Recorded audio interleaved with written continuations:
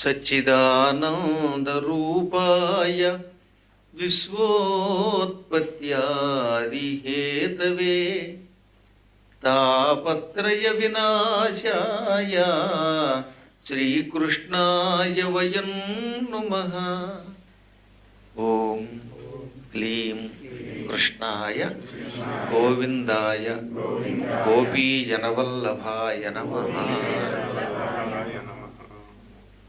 దేవాలయాలను నిర్మాణం చేయటం వల్ల వచ్చేటటువంటి లాభాలు, అందులో ఉన్న కొన్ని విశేషాలు నిన్నటి రోజు చెప్పాం. ఆలయంలో ప్రదక్షిణ చేయటం వల్ల జీవులకున్న కొన్ని పాపాలు తొలగిపోతాయి. కొంచెం జాగ్రత్తగా వినవలసిన ఘట్టం ఏంటంటే, అవశ్యం అనుభోక్తవ్యం కృతం కర్మ శుభాశుభం. మంచి అయినా చెడ్డైనా చేసిన దాన్ని ఎవడైనా అనుభవించక తప్పదు. ఎంత గొప్పవాడైనా తాను చేసిన పనికి తగిన ఫలితం అనుభవిస్తాడు. అదే మార్కండేయ పురాణంలో చెప్పారు. ఒకసారి కడుపులోకి అన్నం వెళ్ళిపోయింది. అన్నం మంచిదైతే ఆరోగ్యం ఇస్తుంది. అదే ఏ దుష్టాన్నమో కుళ్ళిపోయిన విషాన్నమో అయితే అది అనారోగ్యం తెచ్చిపెడుతుంది. కాకపోతే అన్నం వెళ్ళిన వెంటనే అదొక అపవిత్ర అన్నం, పాడైపోయిన అన్నం అని తెలిస్తే పూర్వకాలంలో ఆయుర్వేద వైద్యంలో ఏం చేసేవారు, ఒక మందు వేసేవారు. అప్పుడు అది వాంతి రూపంలో కానీ లేదా మలం ద్వారా కానీ వెళ్ళిపోయేది. వెళ్ళిపోతే పూర్తిగా ప్రాణాపాయ స్థితి రాదు, కానీ కొంచెం ఎంతో కొంత అనారోగ్యం లేకుండా మాత్రం ఉండదు. అందువల్ల ఇప్పటికి కూడా మన శరీరంలో కొన్ని ఆహార పదార్థాలు లోపలికి వెళితే ఇమడకపోతే కక్కేస్తాడు. కక్కడం లాభమే. బయటికి కక్కితే అది లోపలికి వెళ్ళి వాడి శరీర వ్యవస్థని పాడు చేయకుండా ఉంటుంది, అవస్థ లేకుండా చేస్తుంది. లేదా అది పడకపోతే కొంతమంది రాత్రి 12 బయలుదేరతారు, లోపలికి వెడతారు 2-3 సార్లు, మలం ద్వారా బయటికి పోతుంది. మొత్తం మీద లోపలికి వెళ్ళింది ఎంతో కొంత ప్రభావం చూపించిందా లేదా? అందువల్ల దీనిని కర్మము అన్నారు. అంటే తిన్న అన్నం అనుభవించాలి. అలాగే ఓ పని చేసావు, దానికి తగిన ఫలితం కూడా అనుభవించవలసిందే. మంచి చేస్తే మంచికి తగిన ఫలితం ఏదో ఒకనాడు అనుభవిస్తాం. అలాగే విపరీతమైన చెడ్డ పని చేస్తే దానికి కూడా తగిన ఫలితం అనుభవించాలి. కానీ దానిని కొంతవరకు ఎలా తగ్గించుకోవచ్చు? ఒక వ్యక్తి ఉన్నాడు, పరమనీచుడు, క్షుద్రమైన పనులు చేశాడు, తర్వాత పశ్చాత్తాపం కలిగింది. అయ్యో ఒకప్పుడు ఎందుకు ఈ పాపాలు చేశాను అనిపించింది. ఈ పశ్చాత్తాపం పొందిన తర్వాత ఈ పాత పాపాన్ని వాడు అనుభవించాలా అనుభవించకూడదా? అంటే పూర్తిగా అనుభవించనక్కర్లేకుండా అందులో చాలా భాగాన్ని తగ్గించుకోవడం కోసమే ఆలయ వ్యవస్థ ఏర్పాటు చేశారు. ఒక ఆలయం నిర్మాణం చేస్తాను అని సంకల్పిస్తే దానివల్ల సగం పాపం పోయినట్టే. నేను చెప్పలేదండి, నేను చెబితే ఎలాగో నమ్మరు. కానీ వేదవ్యాసుల వారు అగ్నిపురాణంలోనూ భాగవతంలోనూ కూడా చెప్పారు. అందున ముఖ్యంగా కలియుగంలో చేసిన కాని పాపములు చెందవు, పుణ్యకార్యములు చేసేదనన్న మాత్రమున చెందును అంటాడు. కలియుగంలో పాపము చేస్తేనే పట్టుకుంటుంది, పుణ్యం అలా కదట. చేస్తాను అన్నంత మాత్రం చేతనే పుణ్యం వస్తుంది. అందుకే కలియుగంలో చాలామంది దానం చేస్తామని మాట ఇచ్చి చేయకుండా తప్పించుకుంటున్నారు. చేస్తామని అన్నా కూడా పుణ్యం వస్తుంది కనుక. కానీ మోసం చేయొద్దన్నాడు. ఇప్పుడు పద్మపురాణము అగ్నిపురాణము రెండింటి సారాంశాన్ని మీకు ఇచ్చాం. అగ్నిపురాణం సంక్షిప్తంగా నిన్న మీకు ఒక పుస్తకం ఇచ్చాం. అందులో 13-14 పేజీలు లాంటివి చదవండి ఒకసారి. అందులో వ్యాసుడు చెప్పింది ఏమిటి, ఒక ఆయన ఉన్నాడు, ఆయనకి గుడి కట్టాలని సంకల్పం వచ్చింది. ఏమైనా సరే ఒక అద్భుతమైన ఆలయం కట్టాలని నిర్ణయించుకున్నాడు. ఈ నిర్ణయం చేయటం వల్ల ఆలయ నిర్మాణం చేసిన ఫలితం వచ్చిందట. ఏ కారణం చేతనైనా ప్రకృతి కానీ ప్రజలు కానీ లేక దైవానుగ్రహం కానీ ఇటువంటివి లేక ఆలయం కట్టలేకపోతే అతనికి దోషం రాదు. ఎందుకని? సంకల్పంలో దృఢత్వం ఉంది, మంచితనం ఉన్నది. నేనేమైనా ఈ పని చెయ్యాలనుకున్నాడు, కానీ సహకారం దొరకలేదు, అప్పుడు కట్టలేకపోయాడు. కట్టలేకపోతే అతని దోషం లేదు కనుక ఆలయం నిర్మాణం చేయటం వల్ల వచ్చే ఫలితం వచ్చేసినట్టే. కానీ కడతానని సంకల్పించి అన్ని వసతులు సౌకర్యాలు సహకారాలు ఉన్నా మోసం చేస్తే అప్పుడు సంపూర్ణంగా పాపం వస్తుంది అన్నాడు. అందుకనే పూర్వకాలంలో ముందు ఒక సంకల్పం చేసుకోండి, దానివల్ల కొంత దోషం పోతుంది. ఇంకా మిగతా దోషములు ఎలా పోతాయి? ఒకటి, దేవాలయంలో శిఖర దర్శనం వల్ల, పైన గోపుర దర్శనం వల్ల కొన్ని దోషాలు తొలగిపోతాయి. ఇక మరికొన్ని పాపాలు ఉన్నాయి. తెలిసి కానీ తెలియక కానీ చేసే 10 రకాల పాపాలు. ఈ 10 పాపాలని దశవిధ పాపములు అంటారు. దసరా అనే శబ్దం అలా వచ్చింది. దశ హర దసరా అయింది. దశ అంటే 10 రకములైన పాపములను హరించున్నది గనక దాన్ని దశహర అన్నాం. అది వికృతిలో దసరా అయిపోయింది. ప్రకృతి వికృతి అని ప్రతి భాషకి ఉంటాయి. యమున యమున అవుతుంది, అగ్నిహి అగ్గి. అలాగే దశహర దసరా అయిపోయింది అనమాట. అలా వికృతి అయ్యి దసరా అయింది, కానీ అసలు పేరు దశహర. మనం శరీరంతో మాటలతోటి మానసికముగాను 3 రకాల పాపాలు చేస్తున్నాం. అందులో శరీరంతో చేసే పాపాలు 4, మాటలతో చేసే పాపాలు 3, మనస్సులో సంకల్పంతో చేసే పాపాలు 3, వెరసి 10 రకాల పాపాలు. ఈ దశవిధములైన పాపములను తొలగిస్తుంది కనుక దాన్ని దసరా అన్నారు. ఇలాంటి పాపములు ఏది కాయిక వాచిక మానసిక పాపములు తొలగడానికి ఆలయంలో ప్రదక్షిణ చెయ్యండి అన్నారు. యాని కాని చ పాపాని జన్మాంతరకృతాని చ తాని తాని ప్రణశ్యంతి ప్రదక్షిణ పదే పదే. శివపురాణంలో 12 జ్యోతిర్లింగాల మహిమ అని ఒక ఘట్టం ఉన్నది. ఈ జ్యోతిర్లింగాల పుస్తకం మేము అన్నీ ఏం తెస్తాం తేలేదు, కానీ వీలుంటే పీఠం ద్వారా తెప్పించుకోండి. అందులో ఘుస్మేశ్వర లింగం ఒకటి ఉన్నది. ఘుస్మేశంచ విశాలకి. అందులో ఆ సుదేవుడు అనేవాడు తన భార్య సుదక్షిణతో 100 101 ప్రదక్షిణలు చేశాట. ఉత్తరము అంటే ఎక్కువగా, 100 అంటే 100, ఏక ఉత్తరం ఒకటి ఎక్కువగా అంటే 100కి ఒకటి ఎక్కువ అంటే 101. 101 ప్రదక్షిణలు చేయడంతో వారి సమస్త పాపాలు ఈ జన్మల్లో చేసినవే కాక అనేక జన్మలలో చేసిన పాపములన్నీ పటాపంచలైపోయాయి అన్నారు. కాబట్టి ప్రదక్షిణ వద్దు, దానివల్ల ఏం ఉపయోగం లేదు అని ఎవడన్నా చెప్పాడంటే వాడు పరమ పాపాత్ముడు. శాస్త్ర ప్రకారముగా 108, 101 మొదలైన ప్రదక్షిణలు పూర్వకాలంలో చేసినట్టుగా పురాణములలో ఉన్నది. అందువల్ల దీనివల్ల ఈ ప్రదక్షిణ వల్ల ఏమవుతాయి, ఏమేమి పాపములున్నాయి. యాని కాని అంటే ఏమేమి అని అర్థం అన్నవాడు తెలుగులో. ఏమేమి పాపములున్నాయో అవి అవి ఈ జన్మలోనే కదట, జన్మాంతర కృతానిచ. ఎంతో పూర్వ జన్మల్లో కూడా మనం తెలియక ఎన్ని పాపాలు చేశామో ఆ పాపాల వల్లే ఈ జన్మలో రకరకాల రోగాలు, కష్టాలు, రూపాలు ఇవన్నీ వస్తున్నాయి. అందువల్ల పూర్వజన్మలో చేసిన పాపములు కూడా నశ్యంతి అంటే నశిస్తున్నాయి. కానీ వ్యాసుడు నశ్యంతి అనలా, ప్రణశ్యంతి అన్నాడు. నశ్యంతికి ముందు ప్ర అనే ఉపసర్గ చేరితే సర్వనాశనం అయిపోతాయి. నశ్యంతి అంటే నాశనం అవుతున్నాయి, ప్రణశ్యంతి అంటే సర్వనాశనం అయిపోతాయి. రా అనే అక్షరం వచ్చినప్పుడు నా అణ అయిపోతుందండి అవి. అందువల్ల నశ్యంతి పక్కన ప్రా చేరింది, పాలు అడుగునేముంది, రేప ఉంది రా. అందువల్ల ప్ర నశ్యంతి ప్రణశ్యంతి. ప్ర అన అంటే ప్రాణ. అందుకే ప్రాణ శబ్దంలో అసలు అది ప్రా ప్లస్ అన సవర్ణ దీర్ఘసంధి ప్రాణ. ఇలా చాలా అంతే.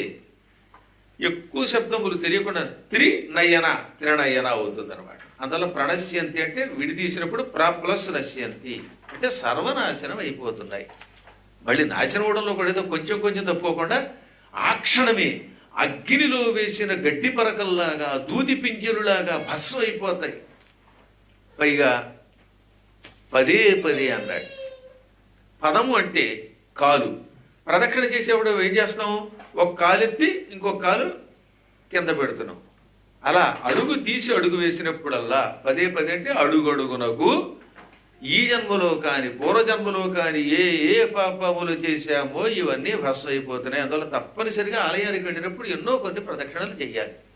అందరూ నాలాగా 25 ఏళ్ల కుర్రాళ్ళు ఉండలేరు కదా, ఎక్కువ మంది ముసలాళ్ళు ఉంటారు. అలాంటి వాళ్ళు 108 చేయలేని వాళ్ళు కనీసం 3 అయినా చేయమన్నారు. 3 చేయడానికి 3 లేకపోతే ఒక్క ప్రదక్షిణ అయినా చెయ్యండి. బొత్తిగా పాపం కాళ్ళు చేతులు స్వాధీనం లేకుండా అయిపోయినటువంటి వాళ్ళు అయితే వీలు లేని వాళ్ళు వీలు చైర్లో కూర్చునైనా ఇంకొకళ్ళ చేతైనా తోయించుకుని ప్రదక్షిణ చేసే ఏర్పాటు మన పెద్దలు చెప్పారు. కానీ మొత్తం మీద ప్రదక్షిణ చేయవలసింది. దీనివల్ల కొన్ని దోషాలు పోతున్నాయి. చాలా కాలం క్రితం ఒక 2 స్నేహితులు, ఇది ప్రత్యక్షంగా మా నాన్నగారి కాలంలో జరిగింది, వాళ్ళు అప్పుడు ఇప్పుడు కాదు, అందువల్ల ఆధునిక కాల కథ. జోగన్నపాలెం అని ఏలూరికి దగ్గరలో ఒక పల్లెటూరు ఉన్నది. ఆ రోజుల్లో అక్కడి నుంచి దెందులూరు అనే ఒక ఊరికి 4 కిలోమీటర్ల దూరంలో రైలు ఎక్కడానికి వెళ్ళేవారు. ఆ కాలంలో మా నాన్నగారు 1959 నుంచి 69 మధ్యలో అక్కడ ఒక 10 సంవత్సరములు ఒక గురుకులంలో నడిపి మెట్రికులేషన్ వరకు అందరినీ చదివించారు. అంటే చిన్నపిల్లలు 1వ తరగతి నుంచి మొదలుపెట్టి 10వ తరగతి వరకు వాళ్ళదే. ఆ రోజుల్లో 10th క్లాస్ బదులుగా మెట్రికులేషన్ అని ఉండేది. ఆ మెట్రికులేషన్ అయ్యాక వాళ్ళు వదిలేసేవారు. వాళ్ళు ఏ యూనివర్సిటీల్లోకో వాటిల్లోకో కాలేజీల్లోకో వెళ్ళిపోయేవారు. ఆ కాలంలో 1959-60 మధ్యలో ఓ 2 స్నేహితులు ఉండేవారు నాన్నగారితో. ఈ ఇద్దరిలో ఒక ఆయనేమో తండ్రి గారి దగ్గర మంత్రోపదేశం పొందినవాడు. ఆ ఊళ్ళో యోగలింగేశ్వరుడి యొక్క మంత్రాన్ని అనుష్ఠానం చేసినవాడు. ఆ ఊళ్ళో యోగలింగేశ్వర ఆలయం అని ఒక ఆలయం ఉన్నది, అద్భుతమైన ఆలయం అది. ఒక రైతు పొలం దున్నుతూ ఉంటే నాగలికి ఏదో అడ్డం పడి అది కదలడం లేదు. ఎట్లతో నాగళ్ళు కట్టించి దున్నించే కాలంలో ఆ నాగలికి అంచుకు తగిలి కదలటం లేదట నాగలి. అప్పుడు వాళ్ళకి అనుమానం చూస్తే లోపల అడుగున ఈ నాగలికి ఓ శివలింగం తగిలింది. ఎన్నాళ్ళటి నుంచో భూగర్భంలో ఉంది అది. దాని అడుగున చోళుల కాలం చాళుక్యుల కాలం నాటిదని ఒక శాసనం ఉన్నది. చాళుక్యులు పరిపాలించారుగా ప్రాంతాన్ని, దానంతా వేంగి మండలం అంటారు. పెదవేగి అంటే వేంగి రాజులు పరిపాలించారు. అందులో బాగా ప్రసిద్ధికి ఎక్కినవాడు విమలాదిత్యుడు. ఈ విమలాదిత్యుడు కొడుకే రాజరాజ నరేంద్రుడు. ఆయన తర్వాత ఈ పెదవేగు నుంచి రాజమండ్రి వెళ్ళిపోయి రాజమహేంద్రవరం రాజధానిగా చేసుకుని రాజరాజ నరేంద్రుడు పరిపాలించి నన్నయ్య గారి ద్వారా భారతాన్ని అనువాదం చేయించాడు. ఇంకా అక్కడి నుంచి అది చాళుక్యుల వంశం కొంతకాలం నడిచింది. అద్భుతమైన వాళ్ళ కాలంలో ఎన్నో శివాలయాలు కట్టించారండి. పరమ శివభక్తులు వాళ్ళు.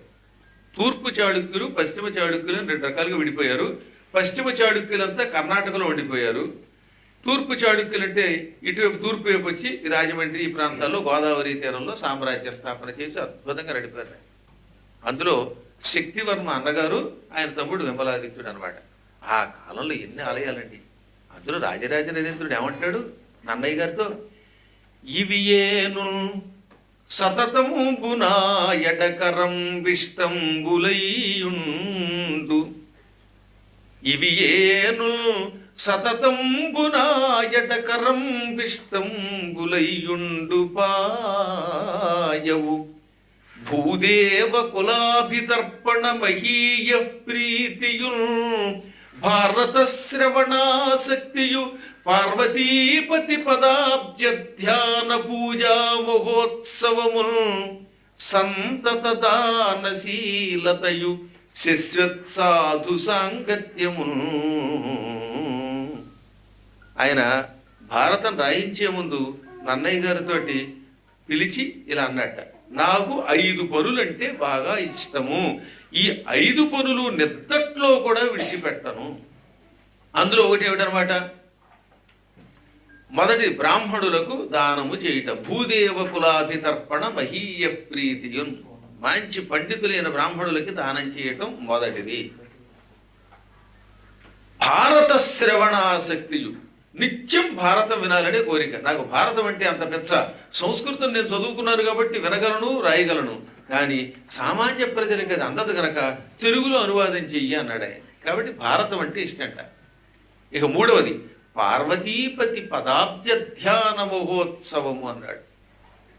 నిత్యం పార్వతీ వల్లభుడు అయిన శివుణ్ణి భక్తితో పూజించాలి, అది కూడా సంతోషంతో పూజించాలి, పండగలా ఉండాలి. ఆలయాలు కట్టించి ఆలయాలలో శివుడికి అభిషేకం చేసి ఊరేగింపులు జరిపించి అన్నదానం చెయ్యాలి శివాలయాల్లో.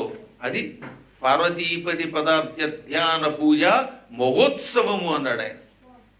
ఇక తర్వాత అది నాలుగవది సంతత దానశీలతయు, నిత్యం దానం చేయాలి, ఎంతో కొంత దానం చేయాలి, రహస్యంగా కడు ముసుగు పారిపోకుండా తోచినంత దానం చేయాలి. ఆ ఐదవది శశ్వత్ సాధు సాంగత్యమున్, జ్ఞానులతో సాధువులతో స్నేహం చెయ్యాలి. ఈ 5 నా కోరికలు అన్నాడు ఆయన. దీన్ని బట్టి వాళ్ళు ఎంత గొప్పవాళ్ళు ఆలోచించారు. అలా వాళ్ళు ఎన్నో ఆలయాలు కట్టించారు. వాటిలో కొన్ని ఆలయాలు ఏమవుతాయి, కొంతకాలం పోయాక భూకంపాల్లో అడుక్కెళ్ళిపోయాయి. అలాగే ఒక లింగం ఆ ఊళ్ళో అట్టడుక్కెళ్ళిపోయింది పొలంలోకి. అదృష్టం, ఆ రైతు అదృష్టం, ఆ ఊళ్ళో వాళ్ళ అదృష్టం నాగలికి తగిలింది. వెంటనే దాన్ని బయటికి తీశారు. అప్పుడు మా నాన్నగారు ఎన్నాడి నుంచో యోగనిద్రలో ఉన్నాడు శివుడు, యోగనిద్రలోంచి బయటకు వచ్చాడు. కాబట్టి ఈయనకి యోగలింగేశ్వరుడు అని పేరు పెట్టండి అని పెట్టి దాన్ని పునఃప్రతిష్ఠ చేయించారు. కొత్త ఆలయం కట్టడం కంటే కొన్ని చోట్ల జీర్ణోద్ధరణ చాలా మంచిది. అందులో ఎక్కడో పాతాళం నుంచి బయటకు వచ్చిన ఆ పాత లింగాన్ని పునఃప్రతిష్ఠ చేశారు. ఇప్పుడు ఆ ఊరు చాలా ప్రసిద్ధికి ఎక్కింది. మంచి హేమాహేమీ లేని భక్తులు అక్కడ ఉన్నారు. ఆ ఊళ్ళో ఆలూరి వారు, ఇంటి పేరు కమ్మ అని ఉన్నటువంటి వారు, ఇలాంటి వాడు కొంతమంది చాలా గట్టి రైతులు, వాళ్ళంతా కలిసి ఆలయాన్ని కట్టించారు. మొన్నే ఈ మధ్యన ఒక ఏడాది క్రితం అనుకుంటాను వెళ్ళాను. అక్కడికి వెళ్ళగానే అమ్మయ్య మా ఊళ్ళో పుట్టిన గురువుగారు వచ్చారని సంతోషంతో ఎదురొచ్చారు. అదొక పెద్ద ఉత్సవం అనుకోండి. ఆ ఆలయంలో శివుడికి నిత్యం అభిషేకం జరిగేది. అక్కడే మా నాన్నగారు పాఠాలు కూడా చెప్పేవారు. గురుకులం గుడిలో నడిపేవారు. అందుకే నేను గుడి బడి అని పెట్టిన కారణం. గుడిలో బడిలో గుడి ఉండాలి. ఇప్పుడు అవన్నీ పోయాయి. ఎంతసేపు భోజనము, భౌతిక దృష్టి, దీనివల్లే ప్రజల్లో అశాంతి. భగవద్ అనుగ్రహం లేనంతకాలం వాడెంత గొప్పవాడైనా, ఎంత చదువు చదివినా మానసిక శాంతి ఉండదు. అందువల్ల ఆ రోజుల్లో గుడులు ఎక్కువగా బడులుగా ఉండేవి. బడిలోనే ఒక గుడి ఉండేది. అక్కడ ఒక ఆయనకి పంచాక్షరి మంత్రం ఇచ్చారు. ఆయన మృత్యుంజయ మంత్రం కూడా చేసేవాడు. ఇంకోటి ఉండేవాడు ఊళ్ళో, పుట్టి నాస్తికుడు, పేర్లు చెప్పడం అనవసరం, ఎప్పుడు దేవుడు తిట్టడమే. ఏమన్నంటే కొంతమంది బతకడానికే గుళ్ళు పెట్టారు అనేవాట. ఈ ఇద్దరు ఒక రోజున దెందులూరికి రైల్వే స్టేషన్కి బయలుదేరారు. ఆ రోజుల్లో తెల్లవారుజామున ఒక రైలు వచ్చేది. దాన్ని దెయ్యాల బండి అనేవారు. రాత్రి 12 దగ్గర నుంచి 1 గంట మధ్యలో రావాల్సిన రైలు ఎప్పుడు కూడా ఆ రోజుల్లో బొగ్గింజలు కదా, చుక్కు చుక్కు చుక్కు అంటే వస్తే ఎప్పటికి వచ్చేవో తెలిసింది కాదు. ఓసారి తమాషా జరిగిందిలేండి. మేము తాడేపల్లిగూడలో రైలు ఎక్కడానికి వెళ్ళగానే 5 నిమిషాల ముందు రైలు వచ్చింది. మేము ఆశ్చర్యపోయాం. అప్పుడు అన్నారు వాళ్ళు, 5 నిమిషాల ముందుగా నిన్న రావాల్సిన రైలు వాడు వచ్చిందండి. నిన్న 12ంటికి రావాల్సింది, వాడు 5 నిమిషాలకు 12ంటికి వచ్చిందిటే. అలా ఉండేది ఆ రోజుల్లో రైలు అంటే. అందువల్ల ఆ రైలు కోసం వీళ్ళు తెల్లవారుజామున బయలుదేరారు. వెడుతూ ఉంటే ఈ నాన్నగారి భక్త శిష్యుడు యోగలింగేశ్వర ఆలయంలో ప్రదక్షిణ చేసుకొస్తానన్నాడు. రెండో వాడిని ఎప్పటికీ మారవరా, ఇక మీరు మారరా, మీదంతా బత్తాయిలు బాగా బ్యాచిరే అన్నాడు.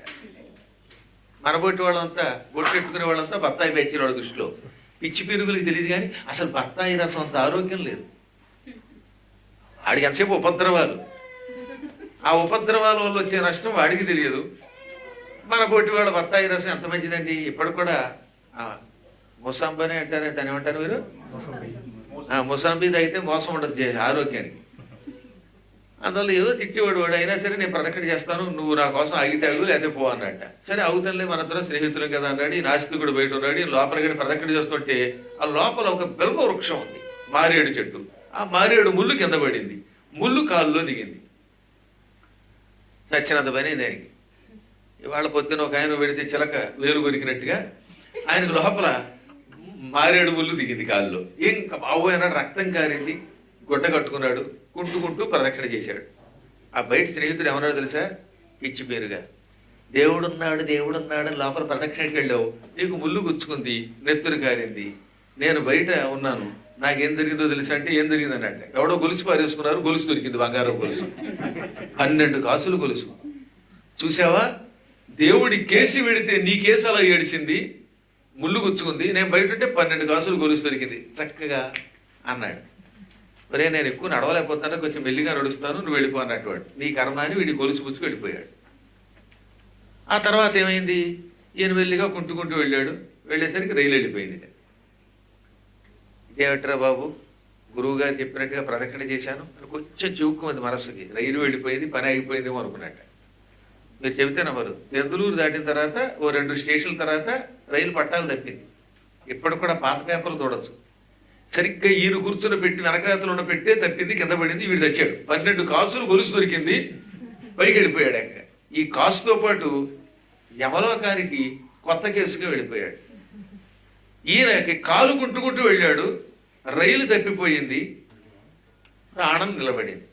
అంటే నేను ఆశ్చర్యపోయాడు అనమాట. తర్వాత నాన్నగారి దగ్గరికి వచ్చి, చూశారో గురువు గారు, ముళ్ళు గుచ్చుకున్నప్పుడు ఒక్క క్షణకాలం బాధపడ్డాను, ఆ ముల్లే కాలులో గుచ్చుకొని ఉండకపోతే ఇవాళ నేను ఆ రైల్లో వాడితో పాటు ఆ పెట్టులో కూర్చునేవాడిని, నేను కూడా వెళ్ళిపోయేవాడిని. వాడు పోయాడు, గొలుసు మాత్రం మిగిలింది వాడి శవం మీద. చిత్రం ఏంటి తెలుసా, ఆ ఊళ్ళోనే ఎవరో అమ్మాయిది, ఈ గొలుసు తీసుకెళ్ళి ఆవిడకి మళ్ళీ ఇచ్చారు. ఆవిడ అదృష్టవంతురాలు, ఆవిడ గొలుసు ఆవిడకి దక్కింది, ఈయన గొలుసు వెళ్ళిపోయింది. కాబట్టి ఒక్కోసారి మనకి ఏమనిపిస్తుంది అంటే అవతలాడికి ఏదో లాభం వచ్చింది, ఆలయానికి వెడితే మనకి ఏదో నష్టం వచ్చింది అనిపిస్తుంది. ఇది ఉత్తి భ్రమ. వీడికి ప్రాణాపాయ స్థితి వచ్చినప్పుడు పరమాత్ముడు చిన్న దెబ్బతో అందులోంచి బయట పారేస్తాడు. లేదా కొంతమంది గురువులు ఇతరుల బాగు కోసం జపం చేస్తే వాడి కష్టం వీడు ఎంతో కొంత అనుభవిస్తాడు. ఈ చిన్న అపకారాన్ని చూసి ఎప్పుడూ భయపడకండి. ఈ ప్రపంచంలో ఏది జరిగినా మన మంచికే. అందువల్ల ఆలయాలలో ప్రదక్షిణ ఒక మహాభయంకరమైన ఆపద నుంచి రక్షిస్తుంది. ఎంతో కొంత అనుభవించాలి కనుక కొంచెం చిన్న దెబ్బ ఓ బెణుకుడితోటో అందులోంచి బయటపడతాడు. ఒక ఇంట్లోకి వెళ్ళాం, ఆ ఇంటి ఓనర్ గారు తలుపు తీసినప్పుడు ఒకసారి చేతికి దెబ్బ తగిలింది, ఒకసారి మోకాలికి దెబ్బ తగిలింది. ఆ దెబ్బలే తగలకపోతే ఇంకేదో దెబ్బ తగిలింది. ఆ పెద్ద దెబ్బ నుంచి రక్షించి చిన్న దెబ్బతో రక్షిస్తాడు ఆయన. పూర్వం ఒక రాజుగారి దగ్గర ఓ మంత్రి గారు ఉండేవాడు. ఏం జరిగినా అంతా మన మంచికే మహారాజా అనేవాట. రాజుగారు నవ్వి ఊరుకునేవాడు. ఒకసారి రాజుగారు ఒక చాకు తీసుకుని యాపిల్ పండు ఇంకేదో జామకాయో కోసుకుంటూ ఉంటే వేలు పూర్తిగా దిగి కింద పడిపోయింది. చూపుడు వేలు పూర్తిగా తెగిపోయింది. ఏదో కొంచెం కొంచెం తెగడం కాదు, మొత్తం వేలు ఊడిపోయి రాజుగారు బాబోయని బాధపడుతుంటే, మహారాజా బాధ కలుగుతుంది అనుకోండి, ఏం బాధపడకండి అని కట్టుకట్టి అంతా మన మంచిగా మహారాజా అన్నాక రాజుగారికి మండిపోయింది. వేలు తెగి కింద పడి ఏడుస్తూ ఉంటే అంతా మన మంచిగా అంటావా? ఎవరక్కడ? వీడు మంత్రి కాదు, కంత్రి, వీడిని తీసుకుపోండి చెరసాల్లో వేసేయండి అన్నాడు. మంత్రి గారిని జైల్లో వేశారు. మంత్రి గారు జైల్లో కడుతూ కూడా అంతా మన మంచికే మహారాజా, ఇది కూడా నా మంచికే, జైల్లో ఉండడం నా అదృష్టం, వెళ్ళిపోతాను అన్నాడు. పడుండి జైల్లో, అదేం మంచో చూద్దాం అన్నాడు రాజు. 6 నెలలు గడిచింది. మంత్రి గారి వేలు, రాజుగారి వేలు క్రమంగా కట్టు కట్టడం వల్ల బాధ తగ్గింది. వేలు పోయింది కానీ గాయం కాస్త కుదుట పడింది. మంత్రి గారు జైల్లో ఉన్నారు. ఈ రాజుగారికి వేట అంటే పెచ్చ. తరచుగా గుర్రం ఎక్కి, పూర్వం రాజుగారు మంత్రి గారు వేటకెళ్ళేవారు. ఇప్పుడు మంత్రి గారు జైల్లో ఉన్నారుగా, రాజుగారు వేటకెళ్ళారు. కూడా భటులు వచ్చారు. కేకారణ్యంలో గడిపోయారు వాళ్ళు. ఆ అడవిలో భటులు దారి తెప్పారు. రాజుగారు ఇంకో చోటకి వెళ్ళిపోయాడు. ఆ అడవిలో బోయవాళ్ల పల్లె ఒకటి ఉన్నది. ఈ బోయవాళ్ళు నరమాంస భక్షకులు. అక్కడ వాళ్ళకు ఒక పెద్ద మహాకాళి ఆలయం ఉంది. ఎవడన్నా మనుషులు దొరికితే ఈ మనిషిని పట్టుకుపోయి రాత్రికి చెరసాల్లో పెట్టి పొద్దున్నే వాడికి మంగళస్నానం బాగా చేసి ముఖానికి పసుపు పూసి కుంకుమ బొట్లు పెట్టి వేపాకులు దండలేసి పొద్దున్నే వేసేసి ఆ తర్వాత ఆ మాంసాన్ని వండుకుని తినేసేవారు. మనం పెసరట్టు కూడా అలా తినలేం. అలా ఈ నరమాంసాన్ని చక్కగా వండుకుని అందులో మళ్ళీ మసాలాలు, కారం, ఉప్పు అన్ని బలి వేస్తారండి కొంతమంది. దిక్మాలను కొన్ని ఇళ్లలో కడితే అట్టేస్తారు కానీ అట్లు ఉప్పు ఉండదు, కారం ఉండదు, ఓ మిరపకాయ ముక్క ఉండదు. వాళ్ళందరూ మిరపకాయ ముక్కలు కూడా వేసుకుంటూ తినేస్తారు. సరే ఏమంటాయి, మీ అట్లు బాగున్నాయండి, మరి మీరే ఈ అట్లు చివాట్లు. సరే ఈ రాజుగారు ఆ నరభక్షకులకు దొరికాడు. నరభక్షకులు పట్టుకుని జైల్లో వేశారు. పొద్దున్నే వీడిని బలిద్దామన్నారట. రాజుగారు జైల్లో పడి ఏడుస్తూ, అంతటి మహారాజుని, చక్రవర్తిని, వేలాది మంది భటులు నన్ను సేవిస్తూ ఉంటే సింహాసనం మీద టీవీగా కూర్చున్న వాడిని కర్మగారు ఇందులో పడ్డానని ఏడ్చాట. ఏం ఏడ్చినా తప్పదుగా. పొద్దున్నే మంగళ స్నానం చేయించారు. పైగా రాజుగారికి వేడి నీళ్ళు అలవాటు, చన్నీళ్లతో స్నానం చేయించారు. పైగా అమస్టర్డామ్ అది, అసలే సరేసి వస్తుంటే చన్నీళ్ళు ఒకటి. ఏ ట్యాప్లోంచి వేడి నీళ్ళు వస్తాయో, ఏ ట్యాప్లోంచి చన్నీళ్ళు వస్తాయో తెలియదు. పొద్దున్నే మొహం కడుక్కున్నట్టు ఒక ఆయన, ఆ కడుక్కున్న ఆయన నేనే.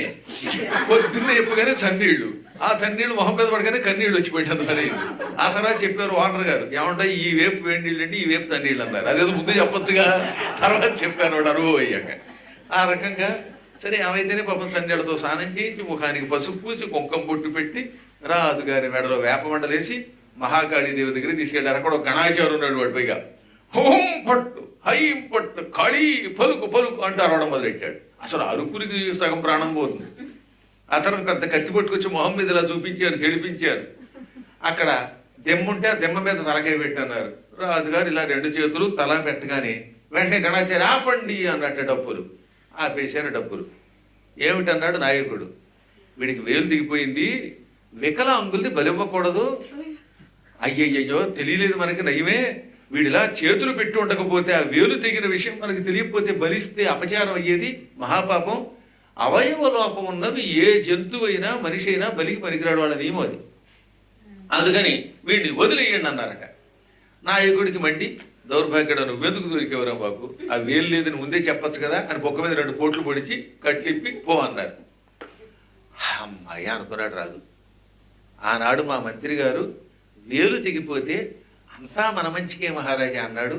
అప్పుడు నేను కోపగించి ఆయన్ని చెరసాల్లో పెట్టాను. నిజంగా వేలే తెగకపోతే పేక తెగిపోయేది.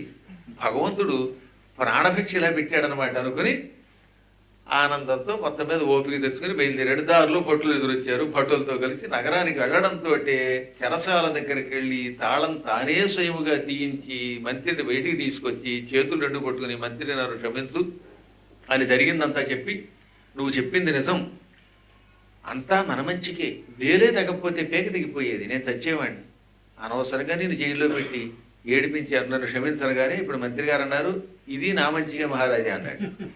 అదేమిటి అన్నట్టు ఈయన, మన ఇద్దరం ఎప్పుడు వేటకెళ్ళినా ఒకే గుర్రం ఎక్కి వెళ్ళేవాళ్ళం. ఇప్పుడు నేను జైల్లో ఉన్నాను కనుక మీతో రాలేదు. ఒకవేళ నేను జైల్లో పెట్టలేదు, నన్ను మీరు జైల్లో పెట్టలేదు అనుకోండి, ఇద్దరం కలిసి గుర్రం మీద వెళ్ళేవాళ్ళం. మీకు వేలు లేదు కనుక వదిలేశారు, నా పేక వేసేసేవారు, నన్ను నరికి చంపేవారు. ఈ విధంగా జైల్లో పెట్టి నన్ను రక్షించారు, అంతా మన మంచికే మహారాజా అన్నాడు. కాబట్టి ఈ ప్రపంచంలో ఏం జరిగినా అంతా మన మంచికే. చిలక వేలు కొరికిందని బెంగెట్టుకోకండి, ఇంకో ఏదో దిక్కుమాల చిలక ముద్దెట్టుకోలేదని ఆనందించాలి.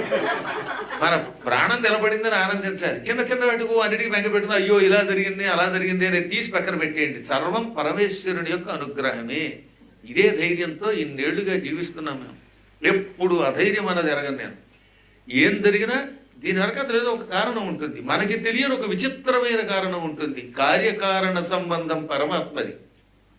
అందువల్ల చెయ్యవలసిన ఉపాసన మానరాదు. అందుకని ఏమన్నాడు దుర్జటి గారు, ఆలయాలకు వెళ్ళి పూజ చేసినప్పుడు, పరమేశ్వర స్మరణ చేసినప్పుడు ఏమొచ్చినా నేను పట్టించుకున్నాడు ఆయన. నిన్ను సేవిల్చిన ఆపదల్ పొడమని, నిత్యోత్సవం బబ్బని, జనమాతృండనని, మహాత్ముడనని. పరమేశ్వర, నేను నిన్ను భక్తితో సేవిస్తాను. నిన్ను సేవించటం వల్ల, నీ పూజ చేయటం వల్ల, నీ ప్రదక్షిణ చేయటం వల్ల నాకు ఆపదలు వచ్చినా పట్టించుకోను. నిత్యం ఆనందములు కలిగిన పట్టించుకోను. ఆనందం వచ్చిందని పొంగిపోను, కష్టం వచ్చిందని కృంగిపోను. సామాన్యుడు వీడు పనికి మాలినవాడు అని ఎవరైనా తిట్టినా బాధపడను, వీడు మహాత్ముడని పొగిడితే ఉబ్బిపోను. ఏవైపోయినా పర్వాలేదు, నీ పాదం మాత్రం విడిచిపెట్టను అన్నాడు ఆయన. ఇది నిజమైన వ్యక్తి అంటే. దానివల్ల ఏమవుతుందన్నమాట, మన రక్షణ భారం అంతా ఆయన భుజం మీద వేసుకుంటాడు. శంకరస్య చరిత కథామృతం చంద్రశేఖర గుణానుకీర్తనం నీలకంఠవర పాద సేవనం సంభవంతు మమ జన్మ జన్మనీ. భక్తుడు పరమాత్మను అలా కోరుకోవాలట. ఏ జన్మైనా రాయినవు, నేనేం మోక్షం కావాలని కోరను. మోక్షానికి నేను అర్హుణ్ణో కాదో నాకు తెలియదు. మళ్ళీ మళ్ళీ జన్మించినప్పటికీ, అది ఏ జన్మైనప్పటికీ, అనగా పందిగాను, నందిగాను, కుక్కగాను, నక్కగాను, దోమగాను, భామగాను ఎలా పుట్టినప్పటికీ శంకరుని యొక్క కథ అనే అమృతం తాగాలి. శివపురాణం చెవులతో సేకరించాలి, వినాలి. చంద్రశేఖరుడి యొక్క గుణములను వర్ణించాలి. ఆయన ఇటువంటి వాడు, ఏదో భస్మాసురుడిని సంహరించాడు, వృకాసురుడిని సంహరించాడు, ఇంకో త్రిపురాసురుడిని సంహరించాడు, ఫలానా వాళ్ళకి వరాలు ఇచ్చాడు. ఇలా ఆయన చరిత్రని నామములుగా మార్చుకుని ఆయన గుణములను వర్ణించే భాగ్యం ప్రసాదించు. నీలకంఠుని శ్రేష్టమైన పాదాలని సేవించే భాగ్యం ప్రసాదించు. ఇవి ఉంటే చాలు, నాకు ఏ జన్మ ఉన్నా పర్వాలేదన్నాడు ఆయన. అది భక్తులు కోరుకోవలసింది. కాబట్టి ఆలయాలకు వెళ్ళామా, దానివల్ల మనకేం లాభం లేదు కదా, ఎందుకు అటువంటిప్పుడు గుడికి వెళ్ళాలి అని ఆలోచించకుండా, శరీరం నిలబడడానికి ఆహారం ఎలా తీసుకుంటున్నామో, బ్రతకడానికి ఒక ఉద్యోగం ఎలా చేస్తున్నామో, హాయిగా రాత్రిపూట పడుకోవడానికి వీలుగా ఒక ఇల్లు ఎలా కట్టుకుంటున్నామో, పరమాత్మునికి కూడా అలాగే ఒక ఇల్లు ఏర్పాటు చేసి చెయ్యవలసిన సేవ చేస్తే భగవంతుడు తప్పక అనుగ్రహిస్తాడు. భగవత్ సేవట ఎన్ని జన్మలెత్తినా పోదండి. చెడు కరులు హరులు గిరులును, మన వాహనాలన్నీ నాశనమైతే. పూర్వకాలంలో వాహనం అంటే ఏమిటి, ఏనుగులు గుర్రాలు, అంతే కదా. అందుకని ఆ రోజుల్లో పద్యం కనుక గుర్రములు నాశనం అవుతాయి, ఏనుగులు నాశనం అవుతాయి, రథములు ధ్వంసం అవుతాయి, గృహాలు ధ్వంసం అవుతాయి, భార్యాభర్తల బంధము ఏదో నాటికి ధ్వంసం అవుతుంది. భార్య ముందో భర్త ముందో మొత్తం మీద ఎవరి దారినో వాళ్ళు వెళ్ళిపోక తప్పదు. కానీ చెడనిది ఒక్కటి ఉన్నది, చెడని పదార్థములు విష్ణు సేవా నిరతుల్.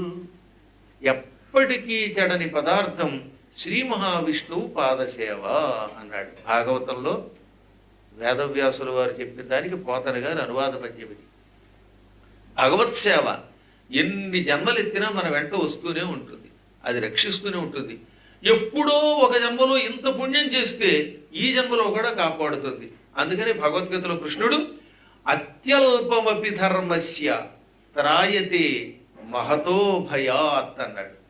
నువ్వు పుణ్యం ధర్మం ఎంత స్వల్పముగా చేసినా అది మహాభయము నుంచి కాపాడుతుంది. నువ్వు చేసిన పుణ్యం ఎంతే, పెసరు రవ్వంత పుణ్యం చేసావు, ఈ రవ్వంత పుణ్యం కొండంత కష్టం నుంచి రక్షిస్తుంది. అందువల్ల ఎప్పుడు అవకాశం ఉంటే ఎప్పుడు ఆలయాలకు వెళ్ళడం, యథాశక్తి పూజ చేయటం, అక్కడ ప్రశాంతంగా కాసేపు కూర్చోవడం, ప్రదక్షిణ చేయడం, గురువుల యొక్క అనుగ్రహం ఉంటే వారిచ్చిన మంత్రం మన దగ్గర ఉంటే ఆ మంత్రానుష్ఠానం చేయడం చాలా లాభం. ఇక భగవంతుడికి నామం అంటే చాలా ఇష్టం. అందులో ఇది కలియుగం కదా, కలియుగంలో నామస్మరణము కంటే సులభముగా తరించే ఉపాయం మరొకటి లేదు. అందుకని నామస్మరణాత్ అన్యోపాయం అన్నారు. నామస్మరణము కంటే అన్యమైన ఉపాయము ఈ కలియుగంలో మరొకటి లేదు. వీటన్నిటికంటే గుడిలో ప్రత్యేకంగా చేయవలసింది ఒకటి ఉంది. ఇవాళంటే గుళ్ళో అసలు పురాణాలే వినపట్టలేదు. ఎంతసేపు వెళ్ళగానే అష్టోత్తరానికి ఎంత టిక్కెట్టు, దానికి ఎంత టిక్కెట్టు, ఈ గొడవలు ఎక్కువైపోయి ఎండోన్మెంట్స్ అనే ఒక దరిద్రంలో పడ్డం వల్ల. కానీ ఆ ఎండోన్మెంట్లోంచి హైందోమంలోకి వచ్చేసారు మీరు. కాబట్టి ఇక్కడ గుడి కడితే మీకు ఆ బాధలు లేవు. మీకు ఇష్టమైతే పూజ చేయించుకుంటారు తప్ప ఓ రాగా అనే మైకుల్లో పూజ చేయించుకోండో ఈత కట్టండో అని గొడవ చెయ్యరు అనుకుంటున్నాను నేను. హాయిగా ఇటువంటి చోట అప్పుడప్పుడైనా బాబోటి వాళ్ళ పురాణాలు వినిపించండి, ఎంత లాభం ఉంటుందో. కృతాదౌ బహవో ధర్మాః కలౌ ధర్మస్తు కేవలం పురాణ శ్రవణాత్ అన్యో విద్యతే నాపరో నృణాం. నృణాం నరులకు కృతయుగము, త్రేతాయుగము, ద్వాపర యుగాలలో తరించడానికి చాలా ఉపాయాలు ఉండేవి, ఎన్నో మార్గములు చెప్పారు. కానీ కలియుగంలో అన్ని కష్టాలు పడక్కర్లేదట. పురాణము శ్రవణము కంటే, పురాణము వినడము కంటే కలియుగంలో తరించడానికి మరొక సులభోపాయం లేదు. మీ ఇష్టం ఒక అరగంటో గంటో కేటాయించి భగవద్కథలు పెద్దలు చెబుతూ ఉంటే వినగలిగితే దానివల్ల సకల శుభాలు కలుగుతాయి. కాబట్టి అప్పుడప్పుడు ఆ పురాణాలు పూర్వం వేసేవారు, గురువులు వచ్చి చెప్పేవారు. ఇప్పుడు హాయిగా రికార్డులు వచ్చేసాయి కనుక, రకరకాలు వచ్చేసాయి కనుక, యూట్యూబ్ వచ్చింది కనుక ఐట్యూబ్తో చూస్తూ వినొచ్చు కదా, హాయిగా పురాణాలు వినొచ్చు. అవేవో పెన్ డ్రైవులు, పెన్సిల్ డ్రైవులు ఇలాంటివన్నీ పెట్టుకుని వినవచ్చు, విని తరించుదురుగాక. ఇక అప్పుడప్పుడైనా ఆలయాలలో అన్నదానం జరగాలి. దాని ప్రభావం ఇంకంతా ఇంత కాదు.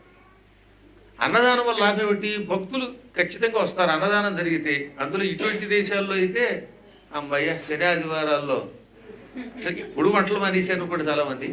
కనీసం శని ఆదివారాలైనా సెలవించుకుందాం అనుకున్నటువంటి వాళ్ళు ఆ పూట ఆ ప్రసాదం కోసం వస్తే ఈ వంకతో అయినా గుడిని వాళ్ళు దర్శనం చేసుకుంటారు. వాళ్ళ పాదధూళి వల్ల కూడా గుడి పవిత్రమవుతుందన్నారు ఉంటాయి. అదేమిటండి, భగవంతుడి దగ్గరికి వస్తే మనం ధరిస్తాం, కానీ భక్తుల పాదధూళితో గుడి ధరించడం ఏమిటంటావేమో. భక్తుడు భగవంతుడి కంటే గొప్పవాడు అని భగవంతుడు చెప్పాడు. పూర్వం బసవేశ్వరుడని ఒక ఆయన ఉండేవాడు, వీరశైవ మతాన్ని స్థాపించాడు. కర్ణాటకలో ఉండేవాడు ఆయన. ఆయన ఒక అద్భుతమైన పదం రాశారు. పయోధిఘనమే పయోధికన్నను పయోధి దాల్చిన పృథ్వీఘనంబగు పృథ్వీఘనం మే పృథ్వీకన్నను పృథ్విని దాల్చిన సహస్రపణియగు శేషుడు ఘనమగు శేషుడు ఘనమే శేషుని కన్నను శేషముద్రికాలంకృత భాసుర మంజీర ఘలంఘల రావాంకిత మహామహేశ్వరి పార్వతి ఘనమగు పార్వతి ఘనమే పార్వతి కన్నను పార్వతినే తన సగముగా దాల్చిన శివుడు ఘనమ్మగు శివుడు ఘనమ్మే శివుని కన్నను శివుని దాల్చిన భక్తుని వనమది సర్వఘనమ్మగు శివుని కన్న శివ భక్తుడే ఘనమగు స్వామి కోడల సంగమదేవా. అన్నిటికంటే సముద్రం పెద్దది, కాబట్టి సముద్రం ఎంతో గొప్పది, ఎన్నో జీవులు అందులో ఉన్నాయి. అయినా ఆ సముద్రము కంటే సముద్రంలో 3వ వంతు ఉన్నప్పటికీ భూమి గొప్పది. కారణం మానవుల వంటి ఎన్నో శ్రేష్టమైన జీవులకి గృహాలకి నిలయం గనక. కాబట్టి సముద్రం గొప్పది, సముద్రం కంటే భూమి గొప్పది. మళ్ళీ ఏమన్నాడు, భూమి గొప్పది కాదు, ఈ భూమి కంటే భూమిని సముద్రంలో పూర్తిగా నిమజ్జనం కాకుండా మునిగిపోకుండా కాపాడుతున్న 1000 పడగలతో ఉన్న ఆదిశేషుడు గొప్పవాడు. ఆదిశేషుడే నిరంతరం భూమిని తన 1000 పడగల మీద మోయకపోతే ఈ భూమి ఎప్పుడో సముద్రంలో పూర్తిగా కలిసిపోయేది. కాబట్టి భూమిని మోస్తున్న సహస్రఫణి ఆదిశేషుడు గొప్పవాడు. శేషుడు గొప్పవాడా? ఆయన గొప్పవాడు కాదు, ఆదిశేషుడికి భూమిని మోసే శక్తి అలా వస్తుంది. ప్రతి 1000 సంవత్సరాలకు ఒకసారి ఆదిశేషుడు కూడా అలిసిపోతాడంటో. పగలంతా సాఫ్ట్వేర్గా ఉన్నవాడు రాత్రికి హార్డ్వేర్ అయిపోయి కళ్ళు తిరిగి పడిపోయినట్టుగా ఆదిశేషుడు కూడా భూమిని మోసి మోసి ప్రతి 1000 సంవత్సరములకు ఒకసారి అలిసిపోతాడు. ఆ రోజున మళ్ళీ ఆయనకి భూమిని మోసే శక్తి పార్వతీదేవి ఇస్తోంది. పార్వతీదేవి భూమిని కాసేపు ఆదిశేషుడి శిరస్సు మీద నుంచి తీసి తన భర్తని మొయ్యమని చెప్పి ఆ తర్వాత శివుడితో తాండవ నృత్యం చేస్తుంది. నృత్యం చేసేటప్పుడు ఆదిశేషుడిని కుడికాలికి ఎడమకాలికేమో వాసుకిని కట్టుకుని తాండవ నృత్యం చేస్తుంది. అందువల్ల ఆవిడ కాళ్ళకి గజ్జెలు ఎవరన్నమాట తాండవ నృత్యం చేస్తున్నప్పుడు? ఒక ఆయన ఆదిశేషుడు, ఇంకొక ఆయన వాసుకి. అమ్మవారి పాదాలకు చుట్టుకొని ఉండడం వల్ల, అమ్మవారు మహాశక్తి అవ్వడం వల్ల ఈవిడ శక్తి మళ్ళీ ఆయనలో ప్రవేశిస్తోంది. అందువల్ల అమ్మవారి కాలికి గజ్జెగా ఉండడం వల్ల అమ్మ శక్తి మళ్ళీ ఆయనలో ప్రవేశించడం వల్ల మళ్ళీ ఆదిశేషుడికి వాసుకి గొప్ప దివ్య శక్తి వస్తున్నది. ఈ శక్తితో మళ్ళీ ఇంకో 1000 ఏళ్ళు వాళ్ళు భూమిని మొయ్యగలుగుతున్నారు.